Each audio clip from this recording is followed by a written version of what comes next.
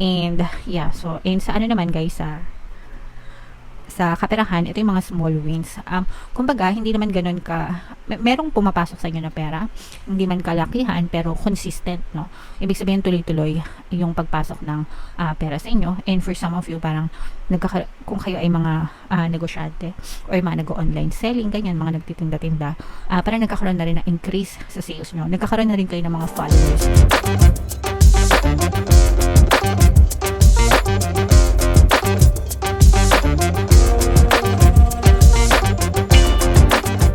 Hello guys, hello Sagittarius, welcome back to Pinoy Pixie Tarot. Ang pamagat ng episode natin for tonight is Bear Months kapalaran para ngayong September to December para sa Sagittarius, Sun, Moon, Rising, Sign, and Venus.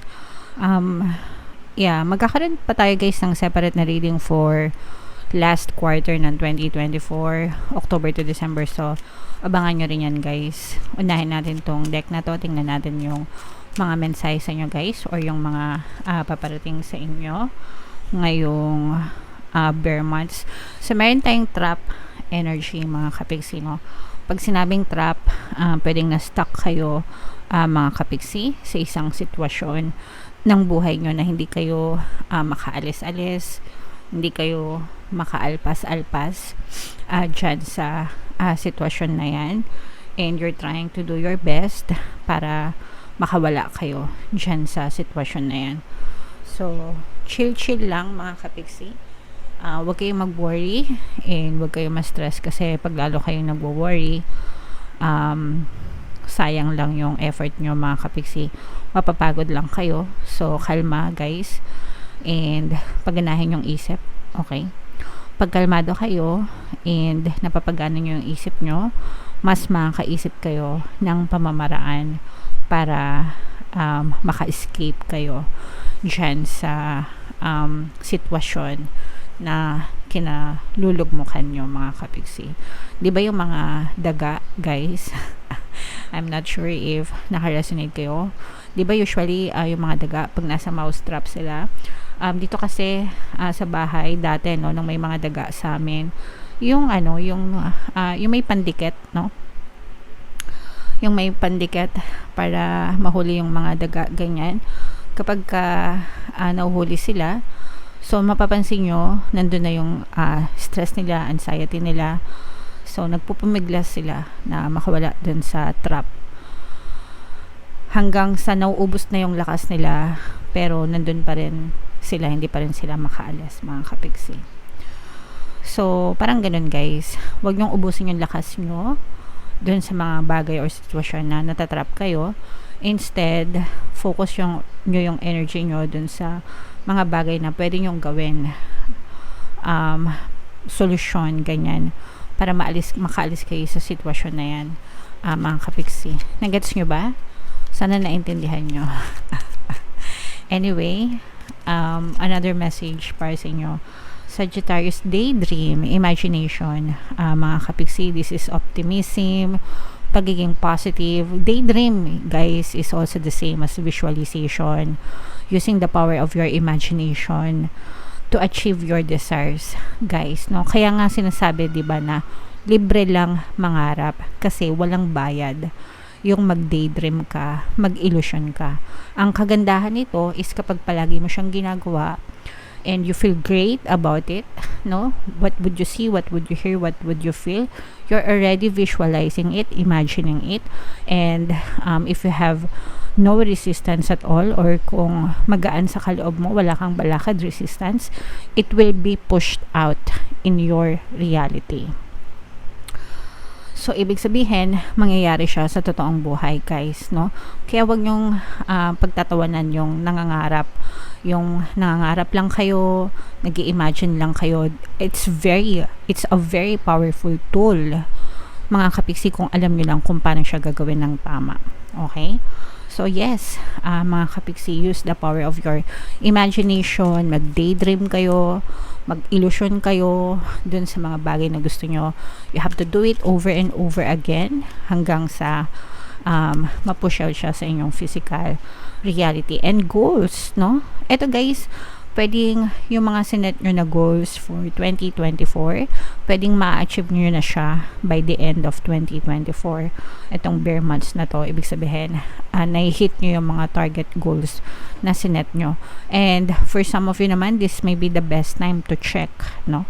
Kung talagang na-achieve nyo ba, if you're on track, mga kapiksi, or kailangan nyo mag-adjust ng mga strategies nyo para ma-achieve nyo yung mga goals nyo, or pwede rin na advance na kayo mag-set ng goals nyo for 2025, mga kapiksi. Alright?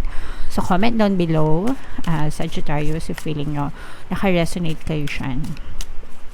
And tignan natin yung ganap sa inyo ngayong bare months, guys. Ito yung 4 months, no? September, October, November, December.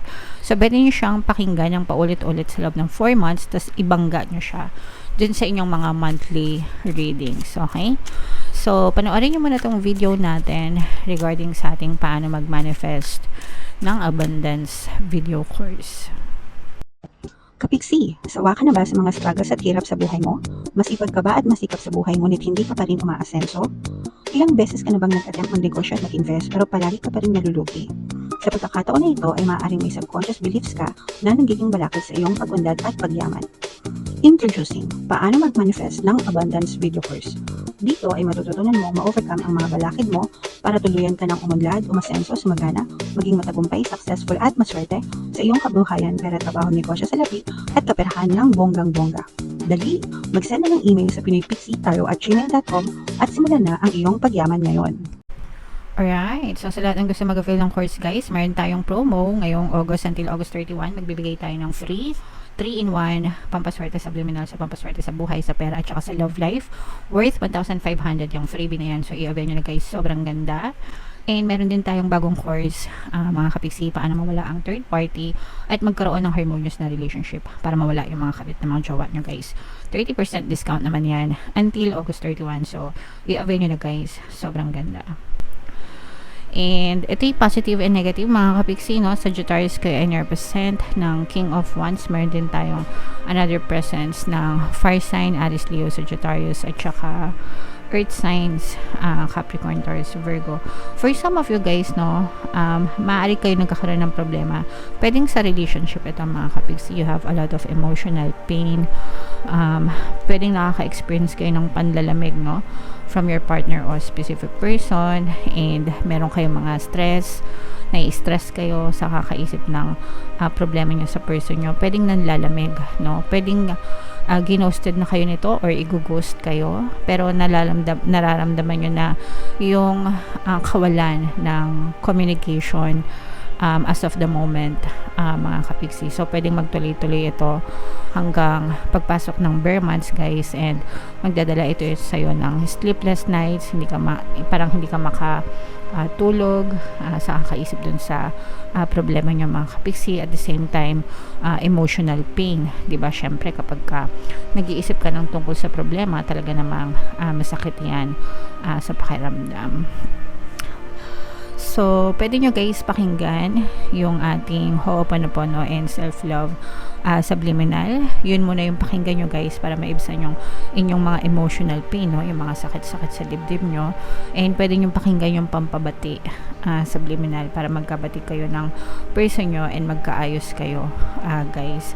Pero eventually, guys, mag-work out to para sa inyo kasi nakikita natin na magkakaroon ng second chance sa relationship nyo. Itong person mo, mga kapiksi, kung ito yung nakagawa ng kasalanan sa inyo, ito yung magsisisi ito ng lubos sa kanyang mga nagawang kasalanan sa inyo, and ito ay hihingi ng tawad, magsusorry siya, and manghihingi din ito ng second chance. Kung kayo ay naghiwalay or maghihiwalay, mga kapiksi, malakas yung chance or mataas yung chance na magkaroon kayo ng reconciliation and magkabalikan. Yung iba, kahit hindi kayo magkabalikan, guys, pero nararamdaman natin na magkakaroon ng reconciliation, magkakaroon ng peace offering kasi yung person mo, magsisisi siya. Okay? Magsisisi siya sa mga nagawa niyang kasalanan sa inyo. Pwede rin ito sa mga ex-person nyo, guys. Let's say, for example, hiwalay na kayo, ganyan. Pwede ito sa mga ex-person na pwede silang bumalik and and magsisi sa mga nagawa nila. Syempre depende na lang sa inyo kung tatanggapin nyo, mga kapiksi. Pwede rin kayong applicable din sa inyo guys yung ating course, no, kung gusto nyo mawala yung mga third party and magkaroon ng harmonious relationship, pwede rin kayo mag-avail ng course natin, mga kapiksi. So this is more on love. Nakikita natin now for some of you, pwedeng you may be dealing with a very immature person. Baka medyo immature pa yung person mo, o kaya yung relationship nyo immature pa, hindi pa masyadong nag-grow, kaya na-experience nyo tong mga problema na to. This is more on self-love, mga kapiksi. Kaya nga sabi ko sa inyo guys, pakinggan nyo yung self-love and Ho'oponopono subliminal para makarecover kayo sa inyong mga emotional pain. Kung kayo ay merong third party, mga kapiksi, maaari kayong manalo sa laban, battle against the third party. This is more on relationship, no? Yun nakikita natin guys, more on relationship siya. Sa money, mga kapiksi, nakikita natin na may mga small wins kayo. Sorry, tapusin ko muna yung sa relationship, ha. Sa relationship, mga kapiksi, kung ang inyong naging problema ng iyong person ay third party, sabi ko nga sa inyo guys, pwedeng bumalik itong person mo sa iyo. Ibig sabihin, ikaw yung mananalo against the third party and you will be the chosen one para sa person mo. Again, depende na lang sa inyo kung tatanggapin nyo sila. And yeah, so and sa ano naman guys, sa kaperahan, ito yung mga small wins. Kumbaga, hindi naman ganun ka, merong pumapasok sa inyo na pera, hindi man kalakihan pero consistent, no? Ibig sabihin tuloy-tuloy yung pagpasok ng pera sa inyo. And for some of you, parang kung kayo ay mga negosyante or mga nag-online selling, ganyan, mga nagtitinda-tinda, parang nagkakaroon na rin ng increase sa sales nyo. Nagkakaroon na rin kayo ng mga followers kung kayo ay mga nag-online selling, live selling, ganyan. Baka sa mga e-commerce platform kayo, like yung mga Lazada, Shopee, or kung ano pa, nagsisimula na guys na magkaroon kayo ng mga followers. Kung kayo ay nasa social media guys, unti-unti na rin kayong nagkakaroon ng mga followers and pwede na rin ma-monetize yung mga channel nyo. And kapag na-monetize yung mga videos nyo, yung channel nyo, pwede na kayong kumita ng pera, mga kapiksi. So you have to continue on trusting yourself guys. Yeah. So for some of you guys, ito yung sinasabi natin na daydream, no? Sana yun? Ayan, itong mga goals nyo, mas maganda talaga guys mag-set kayo ng mga financial goals, no? Para alam nyo if on track kayo. And itong daydream, mga kapiksi, parang feeling ko, may kita mo, itong 4 months na to, parang dadaan siya, tapos may kita mo yung old version of yourself, and then yung new version ng self mo, papunta dun sa future version mo. Nakets nyo ba? Ibig sabihin, parang nakukumpara mo yung sarili mo dati sa sarili mo ngayon and sa sarili mo bukas. So, yung mga achievements yun, mga kapiksi. Okay? Alright. So, i-mind nyo to guys sa comment section. Ito, sa relationship guys, itong mga reconciliation, mind reconciliation, mind pagbabate, yan. Mind babalik person ko. Yee! Sa mga gusto magpabalik, okay? And then sa pera naman guys, itong mga consistent wins, small wins, consistent na pagpasok ng pera, i-mind nyo din yan guys sa comment section. Alright? Comment down below if feeling nyo naka-resonate kay dyan, Sagittarius, and huwag nyo kalimutan na makinig ng ating mga pampaswerte subliminals.